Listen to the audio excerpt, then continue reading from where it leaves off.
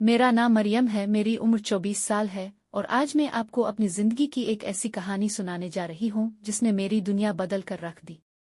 क्या कभी आपने महसूस किया है कि कोई शख्स आपकी जिंदगी में ऐसे दाखिल हो जैसे वो बरसों से आपका इंतजार कर रहा हो?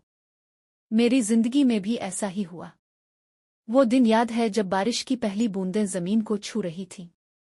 मैं एक पुरानी कॉफी शॉप के कोने में बैठी थी, हाथ में किताब थी मगर दिल कहीं और भटक रहा था।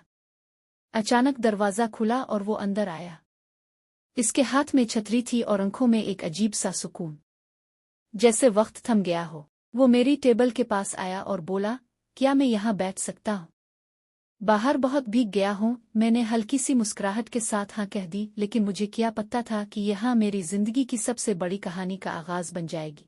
हमने बातें शुरू की, कभी बारिश की, कभी ख्वाबों की और कभी उन रास्तों की जो हमने अकेले तय किए थे।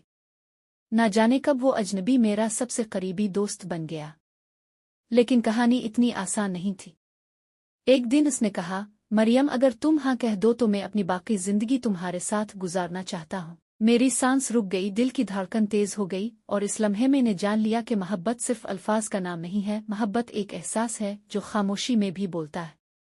आज जब भी बारिश होती है मैं इस लम्हे को याद करती हूँ और दिल ही दिल में कहती हूँ, शुक्रिया कि तुम मेरी कहानी का सबसे खूबसूरत बाब बने।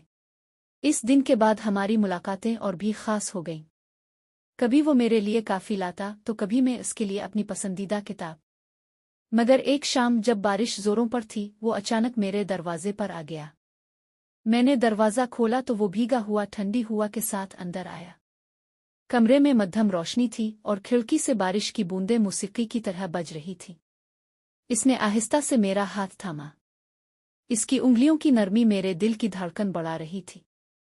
हमारी नजरें मिली तो जैसे वक्त रुक गया। मैंने महसूस किया कि वो आहिस्ता आहिस्ता करीब आ रहा है और हम दोनों के दरमियान फासला मिटने लगा। इस लम्हे अल्फाज की जरूरत नहीं थी। हमारे दिल एक दूसरे की जुबान समझ रहे थे। बारिश, मध्यम रोशनी और हमारे बीच की खामोशी, सब कुछ एक मुकम्मल लम्हा बन गया। मैंने अपनी आंखें बंद की और इस लम्हे को दिल में कैद कर लिया, क्योंकि मैं जानती थी कि ये लम्हा हमेशा के लिए मेरा हो गया है।